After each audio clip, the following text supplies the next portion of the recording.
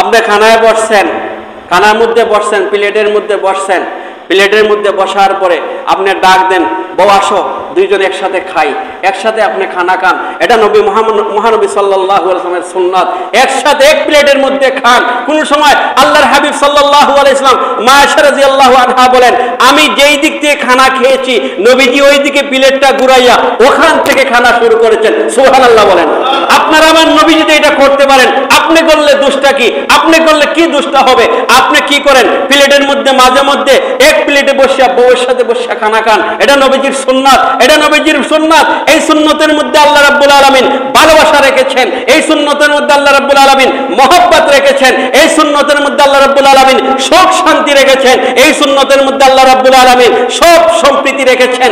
এজন্য আপনি মাঝে মধ্যে একটা প্লেটের মধ্যে বসেন, বউকে ডাকেন, আসো আমরা দুইজন একসাথে খানা খাই, একসাথে খানা খান, একসাথে খানা খান। একজন আরেকজনকে খানাটা মুখে তুলিয়া দেন, মহব্বত বেড়ে যাবে, শয়তান শয়তান বেজার হয়ে যাবে, আল্লাহ খুশি হয়ে যাবে, আল্লাহ খুশি হয়ে যাবে, শয়তান বেজার হয়ে যাবে। আপনি শয়তানকে বেজার করেন, আল্লাহকে বেজার নয়, আল্লাহকে খুশি করেন। আল্লাহকে খুশি করতে চাইলে বউয়ের সাথে মাঝে মধ্যে মহব্বত করেন।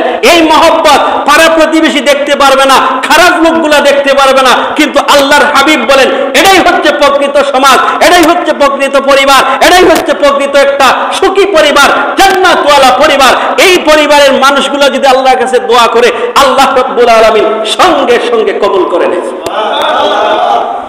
সম্প্রীতি ভালোবাসা বউর মধ্যে হইব না, স্বামীর মধ্যে হইব না, তোমার মধ্যে হইব নাকি?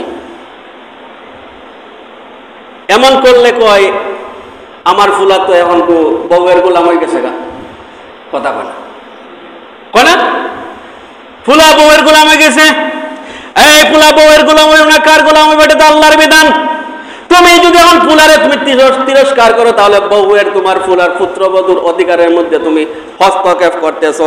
আর বউয়ের হস্তক্ষেপের অধিকারের মধ্যে হস্তক্ষেপ করার কারণে যতক্ষণ পর্যন্ত তোমার পুত্রবধূ তোমার মাফ না করবো, ততক্ষণ পর্যন্ত আল্লাহ মাফ দিত না। কথা কোন ঠিক না বেঠিক? এজন্য কার অধিকার পূর্ণ করা যাবে না। যার যার জায়গাতে তাকে চলতে দেন, তাকে এইভাবে চলতে দেন। যার যাই যেটুকু প্রাপ্য তাকে ততটুকু প্রাপ্য দিতে থাকেন। আল্লাহর হাবিব সাল্লাল্লাহু আলাইহি ওয়াসাল্লাম বলেন, যেই ঘরের মধ্যে, যেই স্বামী স্ত্রীর মধ্যে সম্প্রীতি ভালোবাসা, ওই ঘরের মধ্যে 24টা ঘন্টা আল্লাহর পক্ষ থেকে রহমত নাজিল হয়। কোরআন নাই, হাদিস নাই, কিচ্ছু নাই, তাহলে কেমনে ভালোবাসা আইব? আল্লাহ রাব্বুল আলামিন বললেন আদম, হাওয়া আলাইহিস সালাম বললেন আদম রে, একদিন দুই দিন যাওয়ার পরে আদম রে এইভাবে বলতেছেন। আদম কইলা ঠিক আছে, তুমি ওগুলা কইতেছো বারবার, তাহলে গন্ধম ফলটা ফারিয়ে আনি। গন্ধম ফল ফারিয়ে আনতেন, আনিয়া দুইজন খাইছেন। খাওয়ার পরে শরীরের পোশাক খুলিয়া গেছে, শরীর জান্নাতি পোশাক আছে, পোশাক খুলে গেছে। এখন ধরছে বাথরুমে। জান্নাত তো বাথরুমের জায়গা না, কারণ জান্নাত পবিত্র জায়গা, এখানে বাথরুম করা নিষেধ। বলে হুজুর আমরা তো জান্নাতে যাইমু, বলে আমরা জান্নাতে গেলে আপনি এইভাবে থাকতে নাই, আপনার ডেকর আইব, আপনার মানে গাম আইব, আবার বুক লাগিয়ে দিব, আপনার